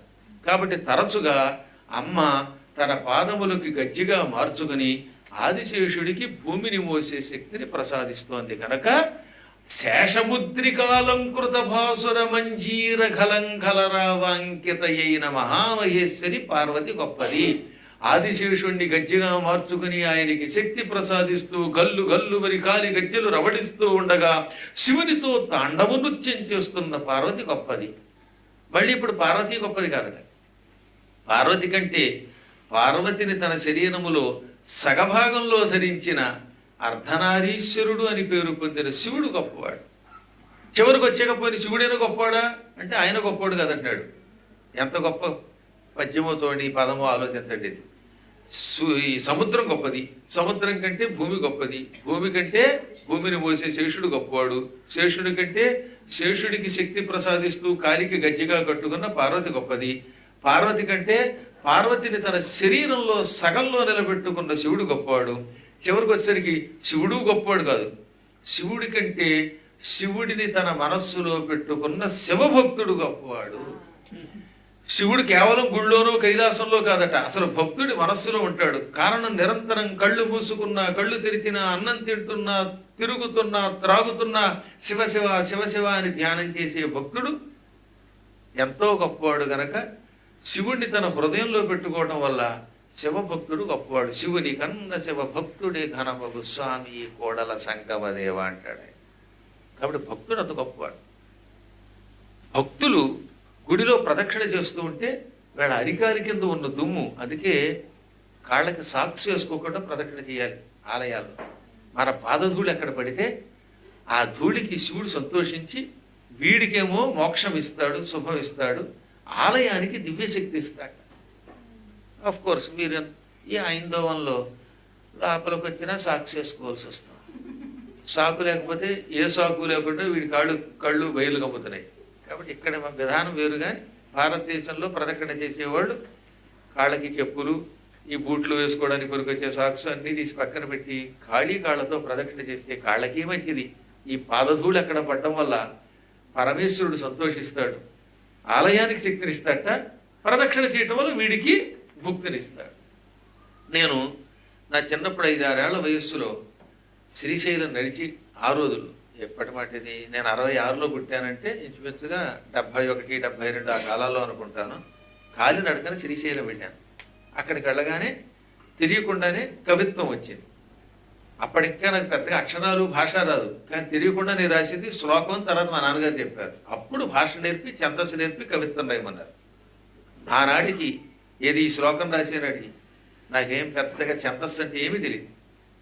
ఆ శివాలయంలోకి వెళ్ళాక ఒక శ్లోకం రాశారు, శార్దూలము అంటారు దాన్ని. రాత్రౌ మౌనివరాహ త్వదీయ విలస దేవాలయాంతర్గృహే త్వామర్చంతి సుమైః ప్రశస్త మనుభిః కృష్ణోదకేనాపి చ తత్తత్పాదరజః ప్రపూత ధరణీ స్పర్శాభిపూతా వయం హృత్పద్మం చ వినా కిమస్తి వద మే మయ్యంబికా వల్లభ. ప్రభు, రాత్రిపూట అర్ధరాత్రి 12 గంటల వేళ మునీశ్వరులు దేవతలు ఈ ఆలయంలోకి వస్తారు. అర్ధరాత్రి పూట 12 గంటల నుంచి 2 గంటల మధ్యలో దేవతలే పరమేశ్వరుడిని పూజిస్తారు. వాళ్ళు అదృశ్య రూపంలో ఉంటారు కనుక అందరికీ కనపడరు. ఈ దేవతలు మునులు లోపలికి వచ్చినప్పుడు దేంతో అర్చిస్తారు? త్వాం, నిన్ను అర్చంతి, అర్చిస్తున్నారు. సుమైహి, పుష్పాలతో అర్చిస్తున్నారు, దేవతా పుష్పాలతో. కేవలం పువ్వులే కాదు, ప్రశస్త మనుభిహి, శ్రేష్టమైన మంత్రములతో అనగా వేద మంత్రములతో నిన్ను అర్చిస్తున్నారు. దీంతో పాటు అభిషేకం కృష్ణోదకే నాపి, అక్కడ కృష్ణానది ఉన్నది, ఆ కృష్ణానది జలములతో కూడా నిన్ను అభిషేకిస్తున్నారు. ఇప్పుడు ఏమవుతుంది? వాళ్ళు లోపలికి రావడం వల్ల తత్తత్పాదరజ ప్రపూత ధరణీ స్పర్శ అభిపూత వయం, వాళ్ళంతా ఇక్కడికి అడుగు పెట్టడం వల్ల స్వర్గలోకం నుంచి దేవతలు, భూలోకం నుంచి మానవులు, ఋషులు, మహర్షులు రావడం వల్ల వాళ్ళ పాద ధూళి ఆ ఆలయంలో పడింది. తత్తత్, వారి వారి యొక్క పాద రజహ, పాదముల యొక్క రజస్సు ధూళి గుళ్ళో పడింది. మేమేం చేసాం? తెల్లవారుజామున మొదటి పూజకు వచ్చాం. అందుకే తెల్లవారుజామున బ్రాహ్మీ ముహూర్తంలో మొదటి అర్చన జరుగుతుంది చూడండి. ఆ అర్చన సమయంలో వెళ్ళడం ఎంతో లాభం. ఈ దేవతల పాదధూళి, భక్తులైనటువంటి ఋషుల పాదధూళి అక్కడ ఆల్రెడీ పడి ఉన్నది. మొదట అడుగు పెట్టినవాడు ఈ దుమ్ము మీద కాళ్ళు పెడతాడు, దాంతో ఏమవుతారట? వీళ్ళు ధరిస్తారు. అదే నేను రాశాను అక్కడ. తత్తత్ పాద రజః ప్రపూత ధరణీ స్పర్శ అభిపూత వయం. పవిత్రమైన పాదధూళి మేం తొక్కాం. వయం అంటే మేము ఆ భూమి మీద అడుగు పెట్టగానే పూతాహ, పవిత్రులం అయిపోయాం. వాళ్ళు మహాత్ములు కనుక పువ్వులతోటి, కృష్ణ జలంతో, మంత్రాలతో నిన్ను పూజించారు. ఇప్పుడు వాళ్ళ పాదధూళి వల్ల నేను పవిత్రుడయ్యాను. నేను పవిత్రుడయ్యాను కానీ పూజించడానికి నా దగ్గర డబ్బులు లేవు, మంత్రాలు లేవు, నా దగ్గర పువ్వులు లేవు, ఏమీ లేవు. నేనేం చేయగలను? కాకపోతే నా దగ్గర ఒకటి ఉందన్నాను, నా పేరే పద్మాకరం, నాలో చాలా అరవిందాలు ఉన్నాయి, ఎన్నో పువ్వులు ఉన్నాయి. హృత్పద్మంచ వినా కిమస్తి వదమే, నా దగ్గర ఒకే ఒక్క పద్మం ఉన్నది, అది హృదయ పద్మం. హృదయం అనే పద్మం తప్ప నీకు ఇవ్వడానికి నా దగ్గర ఇంకేమున్నది? వద అంటే చెప్పు, నా దగ్గర ఇంకేముంది అని ఆయన్ని అడిగాను. నా దగ్గర ఏముందో చెప్పోయా బాబు. మయ్యి అంటే నా యందు అంబికా వల్లభ, ఓ పార్వతీ వల్లభ, హృదయ పద్మం తప్ప మరేం లేదు. అంటే ఈ పద్మాన్ని సేకరించి, నా మనస్సు సేకరించి నన్ను తరింపజెయ్యి అని ఏనాడో రాసుకున్న పద్యం. అందులో ఇవన్నీ కళ్ళ ముందు కనబడితే రాసిన శ్లోకం కాబట్టే ఇప్పటికీ స్పష్టంగా చెప్పగలుగుతున్నాను. మనం ప్రదక్షిణ చేయటం వల్ల, మన పాదధూళి దాని మీద పడడం వల్ల, ఈ ధూళి పరమాత్ముడు స్వీకరించటం వల్ల ఆలయానికి శక్తి వస్తుంది. అందువల్ల ప్రదక్షిణ చేయటం చాలా లాభం. ప్రదక్షిణ చేయటము, అన్నదానం చేయటం ఎంతో లాభం. అప్పుడప్పుడైనా వారములకు 1-2 రోజులైనా అన్నదానం చేస్తే ఈ అన్నదానం కోసం భక్తులు వస్తారు కనుక ఈ భక్తుల యొక్క స్పర్శ వల్ల ఆలయం పవిత్రమవుతుంది. అన్నం తిన్నవాడు వాళ్ళు తరిస్తారు. అన్నదానం చేయడానికి సాయం చేసిన వాడికి 1000 రెట్లు ఫలితం వస్తుంది. గుడి కట్టడానికి వచ్చే ఫలితం ఎంతో. అక్కడ అన్నదానానికి సాయం చేసేవాళ్ళు ఉంటారుగా, శనివారం నాడు మా పేరు మీదుగా అన్నదానం చేయండి అని ఒక 1000 యూరోలు ఇచ్చారు అనుకుందాం. ఇక వీళ్ళు మళ్ళీ వచ్చే జన్మలో యూరప్లో పుట్టవలసిన అవసరం లేకుండా హాయిగా కైలాసంలోనో వైకుంఠంలోనో ఉంటారు. మాకు ఎందుకు వచ్చిందంటే యూరప్లోనే మళ్ళీ అలాగే పీక్కుంటూ లాక్కుంటూ యామ్ అని బీఫ్ తినాలనే కోరికతో ఉందనుకుంటే తప్ప, బ్రీఫ్గా చెబుతున్నాను, హాయిగా వైకుంఠానికో కైలాసానికో వెళ్ళాలనుకున్నవాడు హాయిగా అన్నదానం చేయాలి. ఒక్కొక్కప్పుడు పాపాత్ములు కూడా అన్నం తింటారు, దానివల్ల మాకేమైనా నష్టం వస్తుందా అని కొందరికి అనుమానం వచ్చింది. అన్నదానం చేసేటప్పుడు తినేవాళ్ళంతా పుణ్యాత్ములే ఉంటారా? ఇలాగ అంతా పరమ పుణ్యాత్ములై అలా గోడకి దారబడి యాతన పడుతూ గంటన్నర సేపు ఉపన్యాసంలో కాళ్ళు అలా కింద మీద పెట్టుకుంటూ వీరే పుణ్యాత్ములు అడిచోట్ల ఉండరు. మీరు ఎంత మంచివాళ్ళు అండి అసలు. అలా కింద కూర్చొని వాసిన బట్టం వేసుకుని కాళ్ళ నొప్పులు కూడా తట్టుకోలేక ఏదో ఒకరిద్దరు అప్పుడప్పుడు కుర్చీలో కట్టి వెళ్ళొచ్చేమో కానీ 90% కింద కూర్చుంటారా లేదా పాపం. ఎంత ఓపిక తెచ్చుకుని 10 యూరోలైనా ఇవ్వగలుగుతారు కానీ టైం దానం చేయడం చాలా కష్టం. అందువల్ల సమయాన్ని దానం చేస్తున్న మీరు గొప్ప దాతలు. అందుకే మిగతా దానాలు మానేసి ఉంటారు, అది వేరే విషయం. కానీ డబ్బు కంటే టైము మాట్లా. అందులో ఈ విదేశాల్లో 10 నిమిషాలు ఉద్యోగం మాని ఉపన్యాసం వినడం అంటే, ఈ ఉపన్యాసం 10 నిమిషాలు వినడం అంటే ఉపరి సన్యాసం కంటే గొప్పది.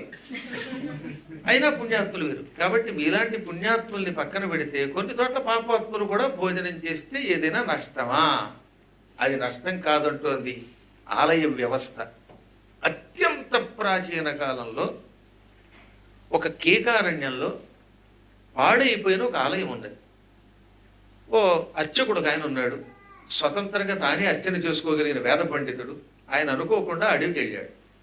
శిథిలావస్థలో ఉన్న ఆలయం చూడగానే ఆయనకి జాలి కలిగింది, భక్తి కలిగింది.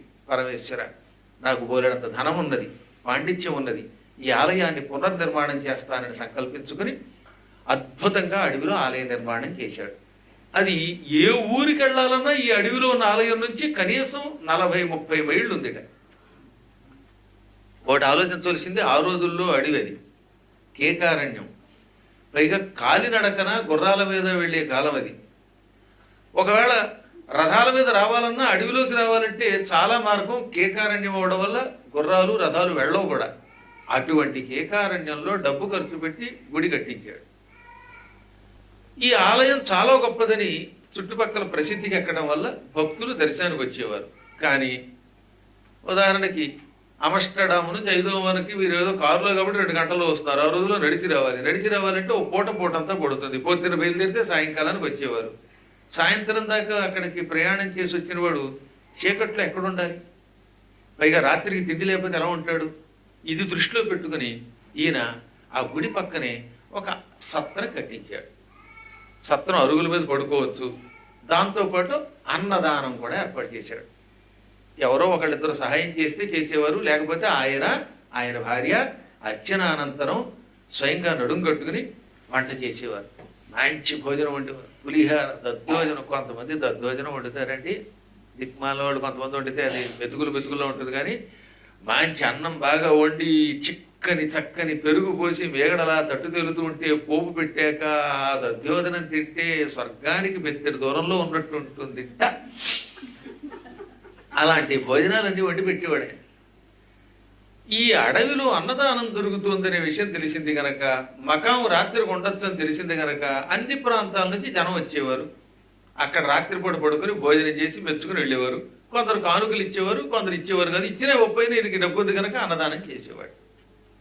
ఓ ఏడాది బాగానే గడిచింది.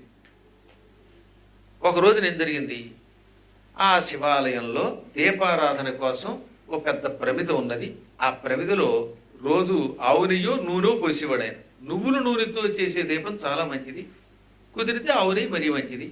కానీ కొబ్బరి నూనె పనికిరా తప్ప మిగతా నూనెలు పనికొస్తాయి. తైలం అనగా నువ్వుల నుంచి తయారు చేసిన నూనె శ్రేష్టం. రోజు నువ్వుల నూనె పోసేవాడు అందులో. ఆ తర్వాత అందులో ఒత్తులు వెయ్యాలి. దీపారాధనకి నియమం ఉందండోయ్, ముందు ఒత్తి వేయకూడదు.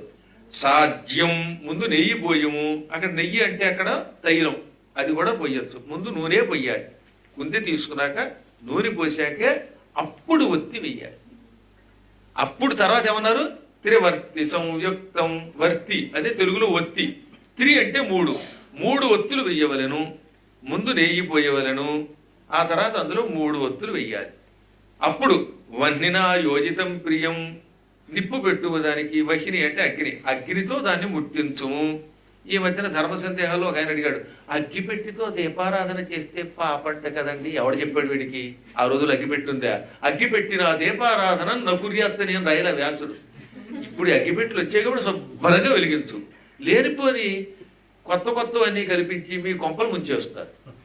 అసలు గుడికి వెళ్ళడమే కష్టం. ఆ వెళ్ళిన కాసేపు గుళ్ళో కింద కూర్చుంటే తప్పుట, పైన కూర్చుంటే తప్పుట, ముక్కు పట్టుకుంటే తప్పుట అండంతో ఆ వెళ్ళే నలుగురు మానేస్తున్నారు.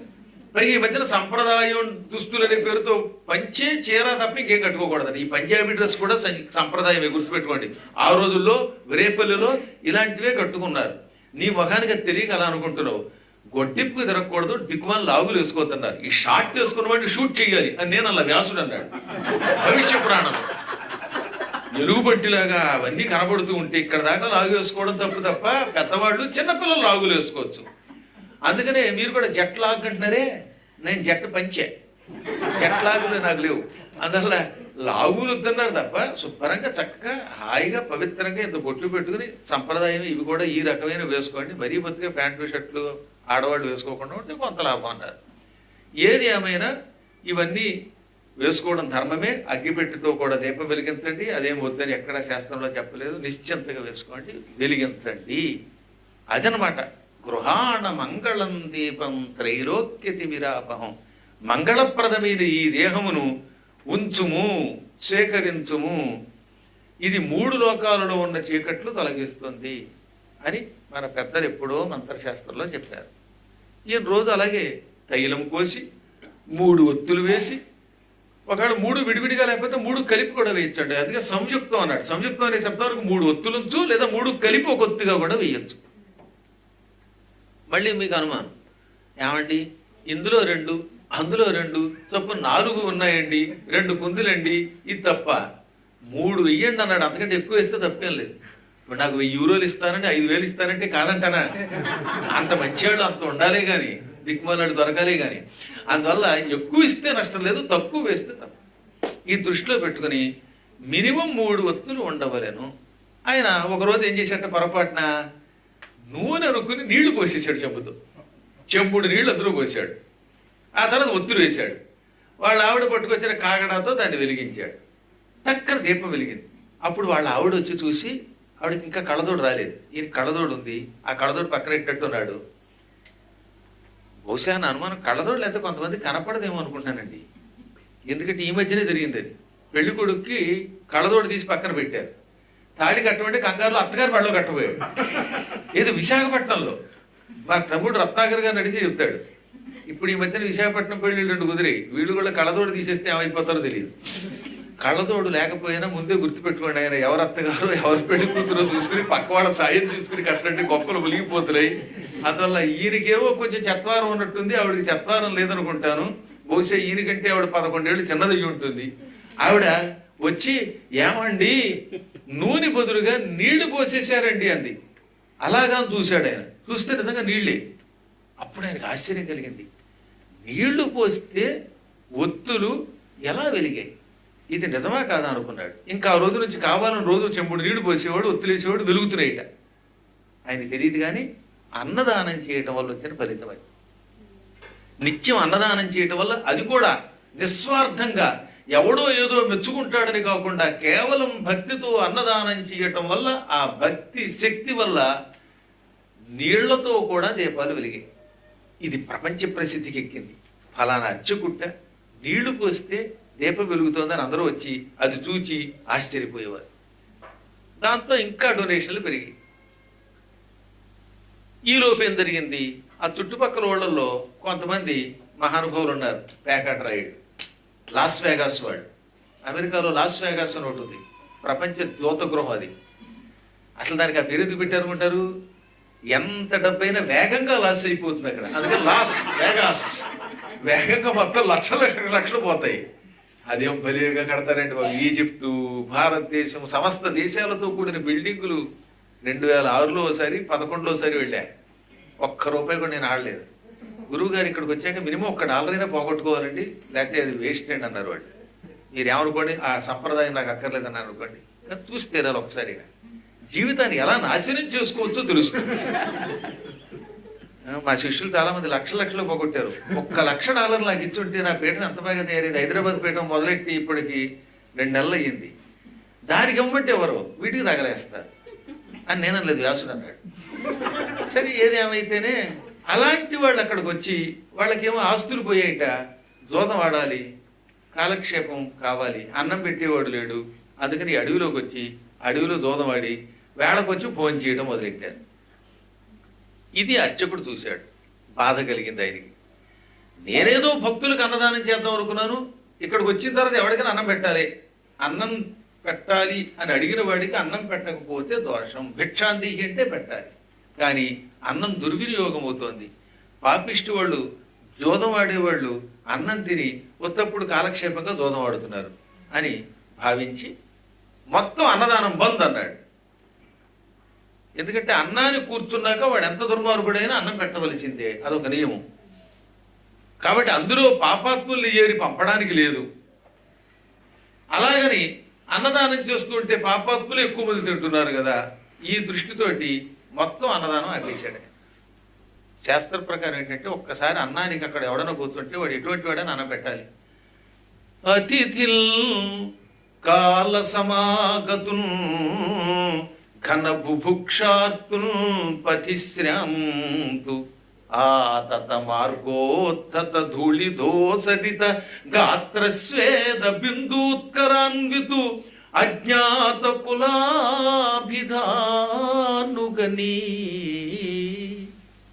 ఒక అతిథి భోజన సమయంలో వచ్చాడు, అన్నం పెట్టు అన్నాడు. అప్పుడు వాడు ఎంత దౌర్భాగ్యుడైనా, వాడి కులం ఏదైనా, గోత్రం ఏదైనా, ఒకవేళ వాడు పాపాత్ముడైనా, చెమటతో అసహ్యంగా జుగుప్సతో ఉన్న వాడిని పట్టించుకోకుండా మతి విష్ణుంగా తలపన్వలెను, అతన్ని విష్ణువుగా భావించి అన్నం పెట్టవలను. ఇది మన నియమం, పురాణ నియమం, శాస్త్ర నియమం. అందుకే అభ్యాగత స్వయం విష్ణువు. కాబట్టి తీరా అన్నాన్ని కూర్చున్నాక లేపకూడదు గనక ఈ అన్నదానం అపవిత్రమవుతోంది, దుర్వినియోగం అవుతోంది కనుక మొత్తం ఈ రోజు నుంచి అన్నదానం చెయ్యను అన్నాడు ఆయన. దాంతో భక్తులు బాధపడ్డారు. ఎంతో దూరం నుంచి వస్తున్నాం, ఈ అన్నదానం వల్లే కదా హాయిగా దర్శనం చేసుకుంటున్నాం అని బాధపడ్డారు. చాలామంది జనం తగ్గిపోయారు.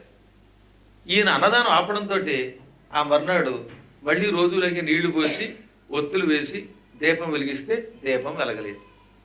దాంతో ఈయన భయపడిపోయాడు. శివుడి దగ్గరికి వెళ్ళి ఆ శివలింగం దగ్గర ఏడుస్తూ, పరమేశ్వర, ఎన్నాళ్లుగా నీళ్లతో దీపం వెలిగించగలిగాను, ఇవాళ నీళ్లు పోస్తే ఎందుకు దీపం వెలగట్లేదు అనగానే శివలింగంలో నుంచి దయామయుడైన పరమేశ్వరుడు ఇలా సమాధానం చెప్పాడు. కనపట్లేదు కానీ వినపడ్డాడు ఆకాశవాణి రూపంలో. అర్చకోత్తమ, ఇన్నాళ్ళు దీపం నీళ్లతో వెలగడానికి గల కారణం నీవు చేసిన అన్నదానమే. ఇవాళ అన్నదానం ఆపేశావు, దాంతో నీ పుణ్యము పోయింది, ఇక దీపం వెలగదన్నాడు ఆయన. స్వామి, నేను చేసే అన్నదానం వల్ల ఎంతో మంది దుర్మార్గులు, పాపాత్ములు తయారవుతున్నారు, జోదం ఆడుతున్నారు తిండి తినేసి. కాబట్టి ఈ అన్నదానం దుర్వినియోగం అవుతుందనే ఉద్దేశంతో నేను అన్నదానం ఆపాను కదా అంటే వారికి ఇచ్చాడా? కొంతమంది పాపిష్టి వాడు తింటే తినచ్చగాక, కానీ ఎక్కువ మంది భక్తులకు అది ఉపయోగపడుతోంది. ప్రతి వస్తువు వల్ల మంచి చెడ్డ రెండూ ఉంటాయి. కత్తితో పళ్ళు కొయ్యొచ్చు, 10 మందికి ఉపయోగం చేయొచ్చు, హత్యలు చేయొచ్చు. హత్యలకు ఉపయోగపడుతుందని కత్తులు తయారు చేయడం మానేస్తారా? చేత్తో లాగి పక్కవాడు గోపేద కొట్టచ్చు, మంచి పని చేయొచ్చు, అందుకని చేతులు నరుగుతామా? అన్నదానం వల్ల కూడా కొన్ని పాపిష్టి పనులు జరగచ్చేమో కానీ ఎక్కువ లాభం అది. అన్నం వల్ల ప్రతి వ్యక్తి సంతృప్తి పొందుతాడు. ఎంత డబ్బిచ్చినా సంతోషం కలిగిన వాడికి అన్నం పెడితే సంతృప్తి అండి. ఇక ఆవిడకి ఎంత డబ్బిచ్చినా సాటిస్ఫై అవ్వకపోవచ్చు, ఆవిడ మంచి ఆవిడ పక్కన పెట్టేటి పని. ఇలాంటి వాడిని పిలిచి కోటిస్తే ఇంకొక కోటి వస్తే బాగుండు అనుకుంటాడు. అదే అన్నం పెట్టండి, 2 అట్లు తిన్నాకే బాబోయ్ చాలంటాడు. బలాత్కారంగా 3 అట్టు పెడితే ఏ రాత్రి తెల్లవారులు ఒకటే గడవ, పైగా ఇక్కడ ఒకటే బాత్రూములు కర్మ. ఎంత పెద్ద ఇల్లు కడుతున్నా ఇది మాత్రం 1 లేక 2. కాబట్టి భోజనం మాత్రం కొంత అయ్యాక సంతృప్తి పొందుతారు ఎవడైనా. అన్నదానం ప్రతి వ్యక్తికి ఆనందం కలిగిస్తుంది. అన్నం వల్ల సమస్త ఇంద్రియాలు సంతృప్తి పొందుతాయి. అన్నాద్భవంతి భూతాని పర్జన్యాదన్న సంభవ యజ్ఞాద్భవతి పర్జన్యో యజ్ఞ కర్మ సముద్భవ అని భగవద్గీత చెబుతోంది. ప్రాణులు అన్నం వల్లే పుడతారు, అంటే అన్నం తింటే బతుకుతారు. ఈ అన్నం బాగా తింటేనే మరీ సంతానోత్పత్తి జరుగుతుంది. కాబట్టి ప్రాణులు బతకడానికి మూల కారణం అన్నము. ఈ అన్నము వర్షం వల్ల కలుగుతున్నది. పర్జన్యాత్ అంటే మేఘము వల్ల అన్నం పుడుతున్నది. ఒకదానికొకటి సీక్వెన్స్ అనమాట. అన్నాద్భవంతి భూతాని పర్జన్యాత్ అన్న సంభవ. ఇప్పుడు మేఘం దేని వల్ల పుడుతున్నది? యజ్ఞాద్భవతి పర్జన్య. యజ్ఞం జరిగితేనే మేఘములు సకాలంలో వర్షాలు కురిపిస్తాయి. యజ్ఞం అంటే ఏమిటి? సత్కర్మాచరణ, మంచి కర్మం ఏదైనా యజ్ఞమే. ఇప్పుడు మీ ఊళ్ళో వాళ్ళంతా ఇందోవనంలో మంచి గుడి కట్టాలనుకున్నారు. ఇది ఒక అద్భుతమైన యజ్ఞం, మహాయజ్ఞం. కొన్ని వేల అశ్వమేధ యాగముల కంటే, అనేక పౌండరీక యాగముల కంటే కూడా ఒక గుడి కట్టడం చాలా లాభం అన్నారు. సర్వ వేదేషు యత్పుణ్యం సర్వ తీర్థేషు యత్ఫలం. అనేక వేదములు తీర్థములు తిరగడం వల్ల, వేదాలు చదవడం వల్ల, తీర్థయాత్రలు చేయడం వల్ల వచ్చే ఫలితం ఒక్క గుడి కట్టిస్తే వస్తుంది. కాబట్టి ఇవన్నీ ఒకదానితో ఒకటి సంబంధం ఉన్న కర్మములు. అటువంటి అన్నదానాన్ని ఆపేశావు, ఇక నీ పుణ్యం పోయిందనగానే, ఏమో స్వామి నువ్వు ఎన్ని చెప్పినా అన్నదానం చేయాలని నా మనసు కనిపించట్లేదు ఈ పాపాత్మల వల్ల అన్నాడు ఆయన. అయితే అర్చక ఓ పని చేద్దాం, ఒక ఏడాది పాటు గుడి మూయబడినది అని బోర్డు పెట్టు, సంవత్సరం తర్వాత మళ్ళీ ఇదే రోజు తెరుస్తాను అని చెప్పు. ఈ ఏడాది భక్తులు మీ మీ ఊళ్ళల్లో ఉండండి, సంవత్సరం తర్వాత రమ్మను, వాళ్ళు గ్యారంటీగా వస్తారు. ఈ ఏడాది గుడి మూసేసి మీ ఆవిడ్ని పుట్టింటికి పంపేసి నువ్వు ఒక్కడివి కాలినడకన కాశీకి వెళ్ళు. కాశీకి వెళ్ళిన తర్వాత కూడా నీకు అన్నదానం చెయ్యాలనిపించకపోతే ఇక అన్నదానం అప్పుడు పూర్తిగా ఆపి అన్నాడు. శివుడు చెప్పాడు కదా, అందుకని వెంటనే ఈయన తన భార్యని పుట్టింటికి పంపేసి ఆవిడ్ని అమర్షటం ఫ్లైట్ ఎక్కించేసి ఈయన గుడికి తాళం వేసి సంవత్సరం తర్వాత మళ్ళీ గుడి తెరవబడును, అప్పటి వరకు భక్తులు అసౌకర్యానికి బాధపడక మీ మీ ఊళ్ళల్లో ఉన్న ఆలయాలను దర్శనం చేసుకోండి, సంవత్సరం తర్వాత రండి అని పలికి అక్కడ బోర్డు పెట్టి కాలినడకన తీర్థయాత్రలకు బయలుదేరాడు. కాశీ బయలుదేరాడు. కాలినడకన కనీసం 2 నెలలు పట్టేది ఆ రోజుల్లో కాశీ వెళ్ళాలంటే. అందువల్ల అయినప్పటికీ చకచక నడుచుకుంటూ వెళ్ళాడు. అలా నడవగా నడవగా ఒక రోజున అతి భయంకరమైన కేకారణ్యంలో గడుగు పెట్టాడు. చెట్లు గీజరబాజరుగా అల్లుకుపోయాయి. ఓ పక్కన సింహాలు, పులులు, పాములు, ఒకటేమిటి ఇటువంటి వాటితో ఆ అడవి యమకింకరులకి నిలయంలో ఉంది. శివుడి మాట విని కోపం ఉంచుకున్నానా ఏమిటి, కైలాసానికి బదులు నరకానికి పోయేటట్టున్నాను, దారి పొడుగుత క్రూర మృగాలు, నడవడానికి వీలు లేదని భయపడుతూనే ఆ అడవి మధ్యలోకి వచ్చాడు. ఆయనకి ఆ పూట తిండి లేక కడుపు మల్ల మాడిపోయింది. ఒక్కళ్ళు కూడా అట్లు కానీ, పెసరట్లు కానీ, అందులో ఉప్మా కానీ, చట్నీ కానీ ఏమీ లేకుండా చేసేసారు. కూడా తిండి లేక చాలా బాధపడిపోయాడు. ఓరి నాయనోయ్, ఈ దెబ్బతో ఆకలికి చచ్చిపోయేటట్టున్నారు, ఎంతోమందికి అన్నం పెట్టిన నేను అన్నం లేక చస్తానా అని కూడా అనుకున్నట్ట. సరిగ్గా ఆ సమయంలో చీకటి పడే సమయానికి ఎదురుగుండా పెద్ద చెట్టు కనపడింది. ఆ చెట్టు మీద ఒక మంచె ఉన్నది. వెదురు కర్రలతో చెట్ల మీద పూర్వం మంచి కట్టుకునేవారు. ఆ తెప్ప మీద ఓ బోయేవాడు ఆయన తన భార్యతో పాటు కూర్చున్నాడు. ఈయన చూడటంతో పంతులు గారు ఇలా రండి మా చెట్టు దగ్గరికి అని ఆ చెట్టు మెచ్చి పిలిచి చెట్టు దిగి వచ్చాడు. అతను 2 చేతులతోటి దండం పెట్టి, నేను మా ఆవిడ ఇక్కడే ఉంటామండి, ఎవరైనా అడవిలో పెడితే వాళ్ళకి ఎంత అన్నం పెడతాం, మా అదృష్టం వాళ్ళ మహానుభావులు పండితులు దొరికారు, మేము ఏది పెడితే అదే తినండి అని వెదురు బియ్యం, సారపప్పు అని ఉంటుంది అక్కడ, ఆ సారపప్పు, పుట్ట తేనె ఇవన్నీ ఇచ్చాడు. పొట్టంతా నీరసంతో ఉందేమో, మలమల మాడుతుందేమో, శుభ్రంగా ఇవన్నీ తిని పుట్ట తేనె దాకానే పొట్ట నిండిపోయింది. ఎంత బాగుందో ఆ పప్పు కూడా. కొంతమంది పప్పు బాగా వేయించి ఉప్పు కారం వేసి తయారు చేస్తే ఉంటుంది. ఆ పెసరపప్పు ఒకటి, శనగపప్పు ఒకటి ఈ మధ్యన ప్యాకెట్లో వేసి అమ్ముతున్నారట. ఆయన అదృష్టం అక్కడ ఆయన శుభ్రంగా నేతితో పెట్టాడు. తిని సంతృప్తి పొంది, ఆయన ఈ పూట నువ్వు నాకు ప్రాణదానం చేసేవన్నట్ట. తమరు అలసిపోయినట్టున్నారు, ఈ మంచి మీద పడుకోండి, మంచి మీద 2 కంటే ఎక్కువ ఉండడానికి వీలు లేదు, మా ఆవిడ కాపలాగా వస్తూ ఉంటుంది, మీరు దాని మీద పడుకోండి, నేను కింద ఉంటాను అన్నాడు. అని ఈయన్ని మంచి ఎక్కించి తలగడిచ్చి, తలగడంటే ఏమిటి, గడ్డి అవి కూడా ఒక గోని సంచిలో పెట్టి మెత్తగా ఒక తలగడ కింద తయారు చేశాడు. దాని మీద పడుకోమన్నాడు. కాళ్ళ దగ్గర ఈ బోయివాడి భార్య కూర్చుని ఈయనకి పాదాలు కూడా ఒత్తి సేవ చేసింది. గాఢంగా నిద్రపోయాడు ఆయన. అలిసిపోయిన మీదట కడుపు నిండా తినగానే ఈ నడక వల్ల భలే నిద్ర వస్తుందండి. రోజు కారులో తిరిగితే నిద్రే వస్తుంది, నడు నొప్పి వస్తుంది. కాలి నడకన అలాగా తిరిగితే బాగా శరీరానికి వ్యాయామం జరుగుతుంది, గాఢంగా నిద్రడుతుంది. అందువల్లే ఇక్కడికి వచ్చిన ఒక 3 మహానుభావులు ఐందోవనంలో భోజనం అయ్యాక 3-4 రౌండ్లు వేస్తున్నారు ఒక ఇంటి చుట్టూదా. అప్పుడు రాత్రి గాఢంగా నిద్రడుతుంది. అలాగా నడక లేకుండా ఉన్నాయనికి పొట్టొచ్చి ఆయన ఏదో ఇంట్లో పడుకుంటాడు బాబాయ్. కాబట్టి నడక చాలా మంచిది కనుక ఆ నడక వల్ల నిద్రపోయాడు. 1 గంట 2 గంటలు గాఢంగా నిద్రపోయాడో లేదో బాబోయ్ బాబోయ్ అనే కేకలు వినపడ్డాయి. కంగారు పడి లేచాడు ఈయన. లేవగానే ఆ బోయవాడి భార్య ఏడవడం మొదలెట్టింది.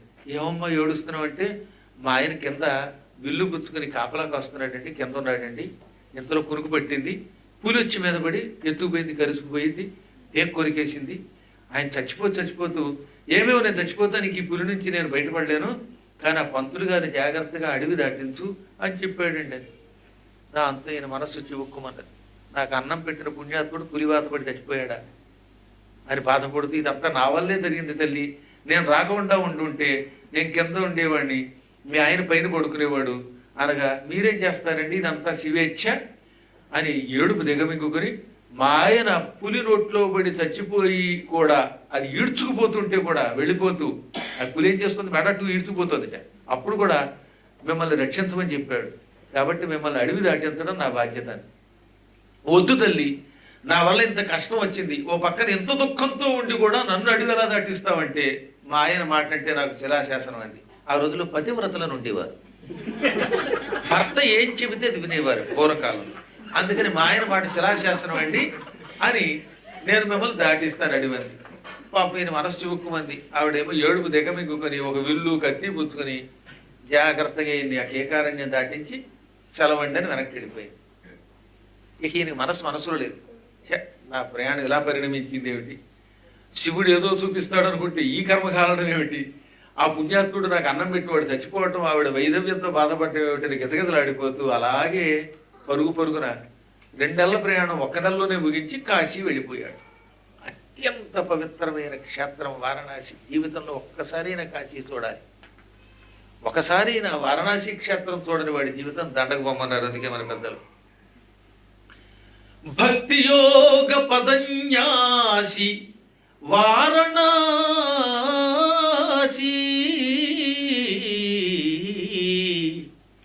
భవదురిత శాత్రవ ఖరాసి వారణాసి స్వర్ణదీ తట సంభాసి వారణాసి పావన క్షేత్రముల వాసి వారణాసి.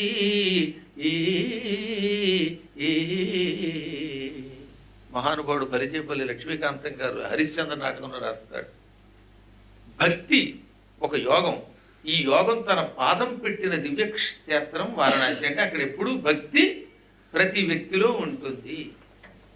పుట్టాక మనం 1-2 ఎన్ని పాపాలు చేశామో, భవ అంటే పుట్టుక, ఇందులో చేసిన పాపములు దురితములు. ఈ సంసారంలో పుట్టిన తర్వాత మనం చేసిన పాపములను పట్ట నరికేసే కత్తి వారణాసి. అది కూడా ఖరాసి అన్నారు. ఖర అంటే పదునైన తీక్షణమైన కత్తిట, మంచి పదును కలిగిన కత్తి కాశీ అన్నారు. కత్తితో చెట్లు తీగలు నరికినట్టుగా పాపములనే తీగలను తెంచిపారేస్తుంది వారణాసి.